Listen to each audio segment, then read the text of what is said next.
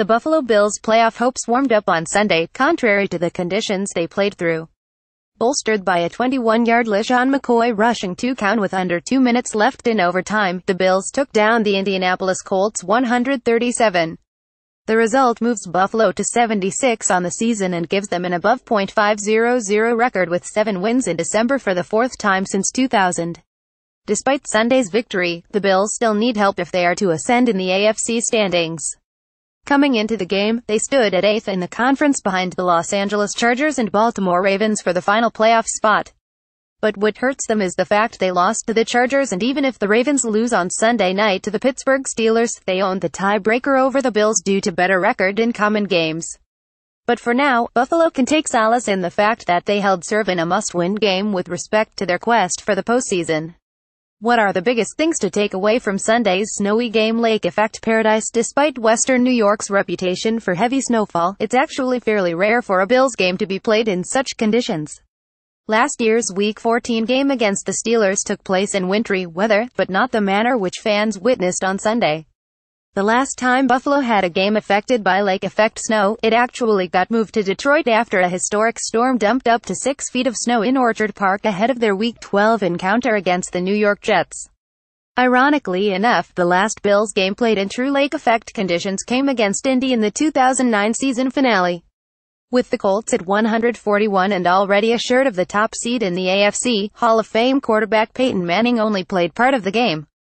The Bills pounced, with Ryan Fitzpatrick tossing 3 two-count passes including one to Terrell Owens in a 307 victory that was as pyrrhic as can be given. Buffalo finished that season 610.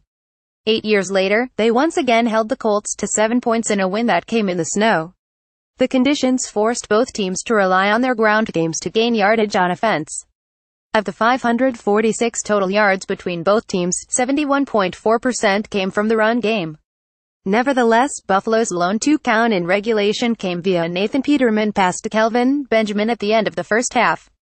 And McCoy's game-winning rushing two-count was set up by a 34-yard pass to Deonte Thompson on 3rd and 6 by Joe Webb, who took over after Peterman suffered a head injury in the third quarter.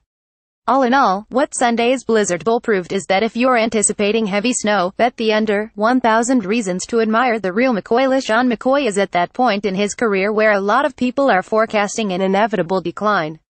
The veteran running back turns 30 next year, an age that elucidates terms such as past their prime and over the hill when it comes to players at that particular position in the NFL. But McCoy need only look at his counterpart on the Colts for hope. On Sunday, 34-year-old Frank Gore toted the rock 36 times for 130 yards in Indy's losing effort. McCoy himself saw a precipitous increase in his workload against the Colts.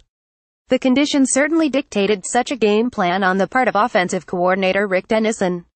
In the end, McCoy carried the ball 32 times, which was a career high and just the third time he's ever had more than 30 carries as a pro.